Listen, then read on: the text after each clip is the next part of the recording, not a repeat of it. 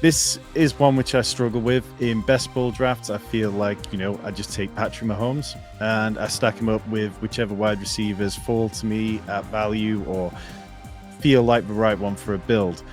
But in redraft, I'm really struggling to decide how I want to place. You've got the veteran who hasn't been healthy or quite delivered in Hollywood Brown. You've got the mercurial rookie, the fastest player to possibly ever enter the NFL in terms of since we started doing the 40-yard dash. And then you've got the guy who this offseason has given us a few nightmares in terms of character concerns in Rashee Rice. So I know you put out some quotes today about Andy Reid saying Worthy's a full go after hamstring issues. And I know that we're kind of waiting to find out about Rashee Rice suspension. Do you have any strong convictions on what's the best way to play this? Oh man, I've been obsessing over this for it feels like months now. So Patrick Mahomes, first of all, Andy Reid yesterday said that Xavier Worthy full go, they're going to ease him back in. Patrick Mahomes said they're not easing him back in. Like they're ready to go, man. And Mahomes also about a month or two ago, they asked him about the offense this year, right? How last year very low average depth of target and didn't see as many deep shots. And it seems like that might change this year. They really focused on that during OTAs, and now they actually have the personnel to do that, right? They brought in Hollywood Brown. They drafted Xavier Worthy. So this thing of where we're drafting or we're thinking about teams the same way that we viewed them last year. Like we should not view the Kansas City Chiefs offense the same way that like the impression that they gave us at the end of the season, right? The end of the fantasy season. Like this is going to be very different. They have different personnel now. So what do we think that's going to look like? Well, Patrick Mahomes and Andy Reid, they're talking about the deep ball more. They're talking about how they want to attack deep now. Which I mean that's another thing that gives me a little bit of pause of Rashee Rice, right? I mean, we do know how great he is with the ball in his hands. We know how, he's incredible yak and all the metrics, so good, like a very good player. Obviously, you want to get him the ball, but he's not the only guy there now, right? Last year it was him and Travis Kelce, and they're just kind of working off of each other in the intermediate area of the field. And Patrick Mahomes ends with the lowest ADOT of his career. What is that target share going to be this year for Rashee Rice? Even if he doesn't miss any time, right? Like whenever he's on the field, what is that going to look like? It's not going to look like it did last year. Now maybe it gets even better because teams have to worry about Hollywood and Xavier Worthy, right? And Travis Kelce. So like now the middle's really opened up for him. So yeah, this is like all I think about is this Chiefs offense. But I like what you said about taking Patrick Mahomes because he's the first one off the board there, going before his receivers, which isn't always the case with teams and players. But yeah, taking him and then seeing what kind of value can I get, because they all go fairly quickly, right, within 2 rounds of each other. So you basically have 3 shots to get one of those guys if you haven't already grabbed Kelce before taking Mahomes. Yeah, so you mentioned how the Chiefs want to get the deep game going more.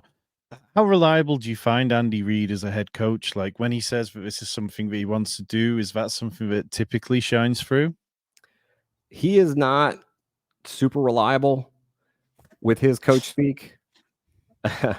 But when like the quarterback is talking about it as well, and then other players are talking about it, and beat writers are talking about how much they're throwing deep during OTAs, and it's like, okay, like it's not just one plume of smoke here, right? It's a lot of pillars of smoke going up. So maybe we have a nice fire that's burning over here.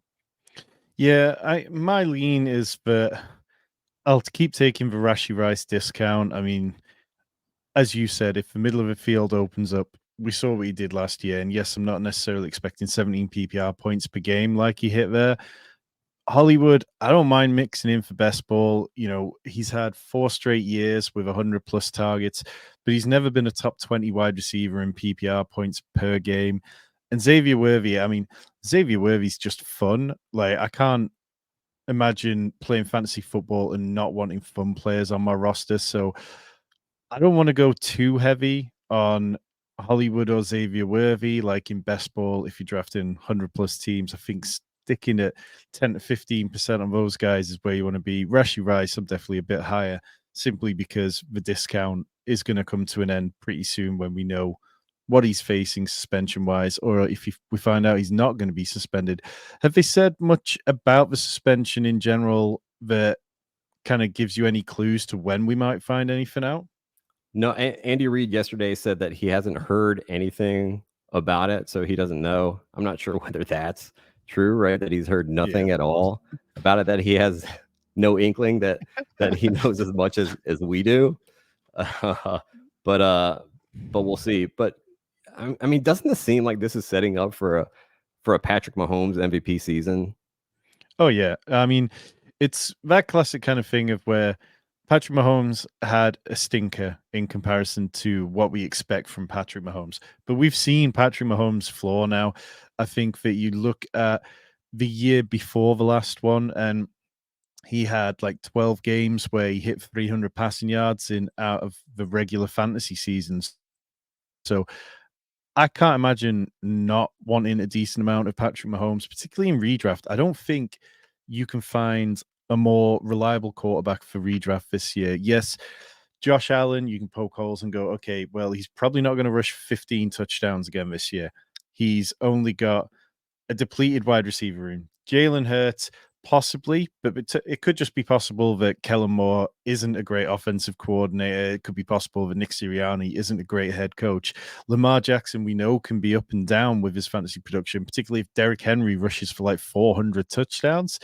Patrick Mahomes, with possibly the best wide receiver core he's had in terms of overall like ability from the top 3. I'm not saying that any of them better than Tyreek Hill, but yeah, like when you add that, you add in Travis Kelce and then Pacheco, who just keeps coming on. It's very hard for me to poke holes in anything to do with Patrick Mahomes. So yeah, absolutely. Mahomes MVP definitely feels good to me. If you're finding our stuff for the first time, hit that subscribe button down below. We're closing in on 2,500 subscribers. We got loads of redraft content coming to you, at least 2 best ball streams a week, and Rich's Dynasty content is all year round.